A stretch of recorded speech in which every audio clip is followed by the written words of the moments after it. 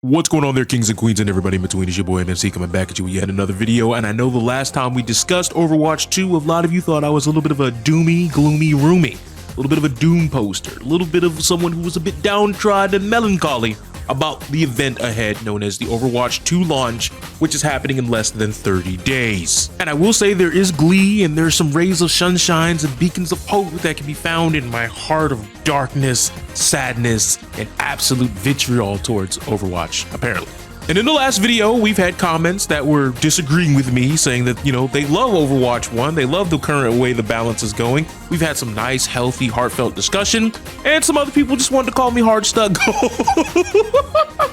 I'm sorry, I had to pin this one, because this one lives on a cliffhanger.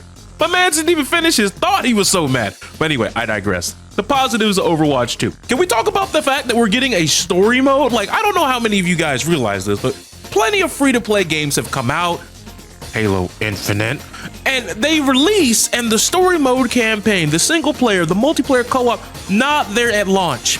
We are getting a absolute buttload of content at launch from, let's be honest, getting a nice injection right into our veins of the most undertapped resource in all of gaming. And I mean no hyperbole about that. Overwatch's lore, sure, it's been tap drip to us just a little bit, but this is the first time we're getting something that is going to be sustainable.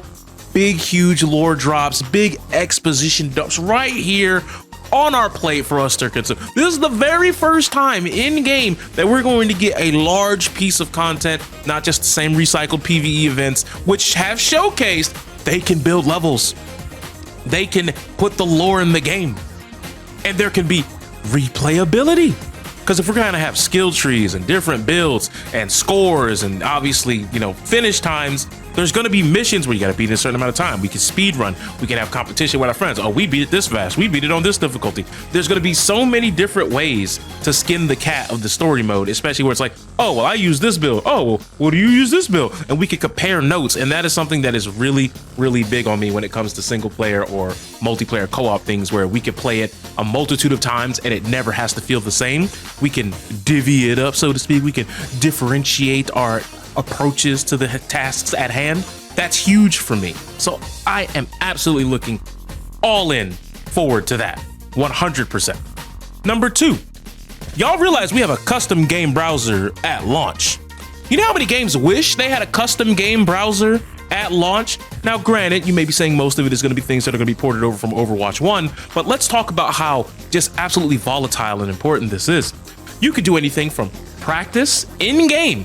No reason to go download Kovacs or AimLab. You can actually have practice sessions that are viable in-game, in-engine, where things are practical for your aim.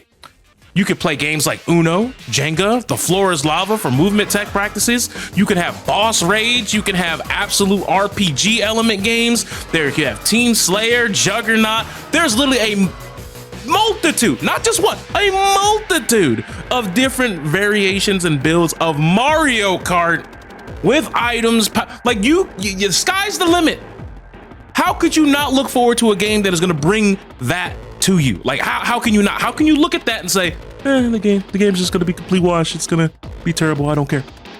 Because there is more than the traditional 5v5. Now, even if you put that to the side, the game's 5v5 component is going to be free to play, which means we're going to have a larger installation base, new blood and new life into the game, people who are going to be invested, getting captivated by the characters, the mythos, the lore, and the inner workings of what Overwatch is. But hallelujah, play the gospel music right now. Shorter queue times for every role. You want to be a tank? That's okay. You might have to wait a while because, let's face it, everyone's going to want to be the Amazonian Junker Queen, because I mean, look at her abs. Like, who doesn't want to fantasize about that? But that's neither here nor there. But even when you push past that, there's yet another layer. Every single playlist, whether it's competitive, quick play, arcade, custom games, there's going to be more, infinitely more. You want to sit there and grind, you want to spend time in the lab getting better, you don't have to just worry about having training bots. Yes, remember day one Overwatch, if you went to lab, you had to go get bots? Yeah, those days are long gone. And just knowing that there's so many different ways to cultivate yourself to being either a better player or having very tailored experiences to each individual player, that's huge. And I don't see how you can go into the game as a whole 100% with a pessimist attitude. Now, I understand that the 5v5 is a big thing and everybody, is a guy that feels one way or another about it. Now, as you know, you guys saw my previous video, not really a big fan of how Overwatch 2 has been progressing in that manner, but there's so many other things that you should be excited about.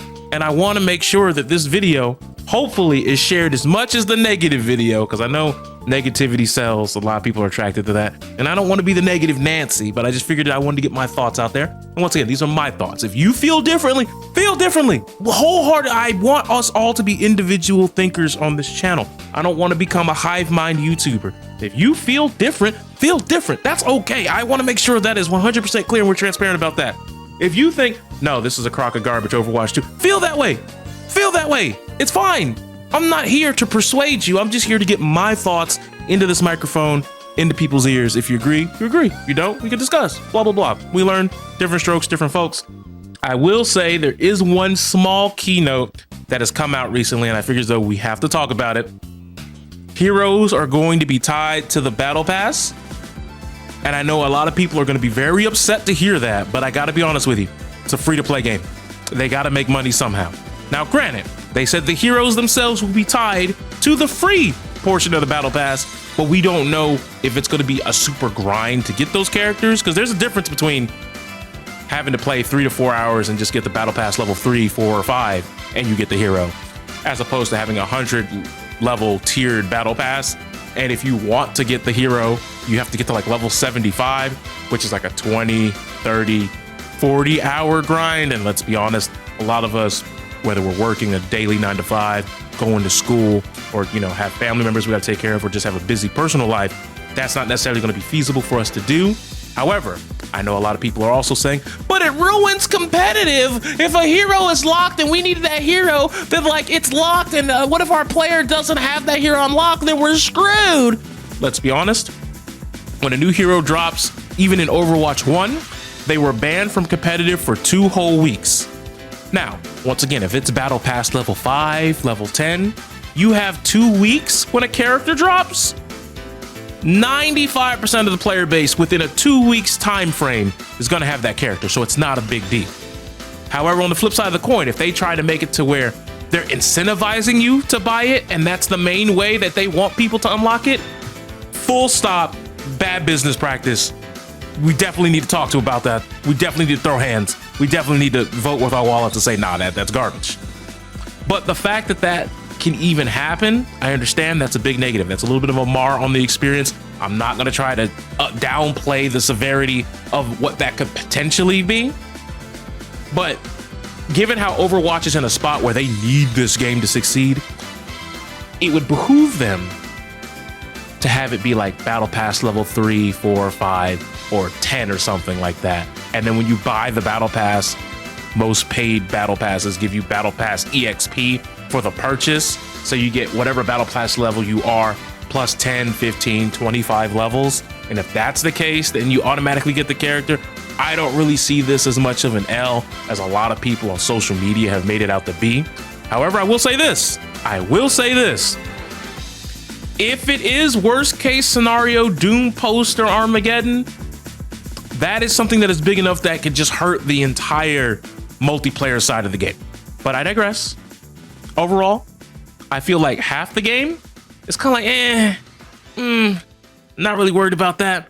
But all the other stuff that we talked about in the beginning of this video far supersedes and overrides that. And that's why I wanted this video to be the second video, so we could be more positive about things, as opposed to starting off with the positives and then you guys see the negative video and then you guys know how it is. But anyways, it's been your boy Frosty Combo.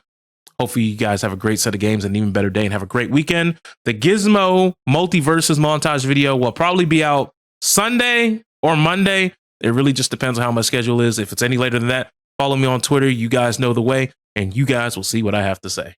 Take care.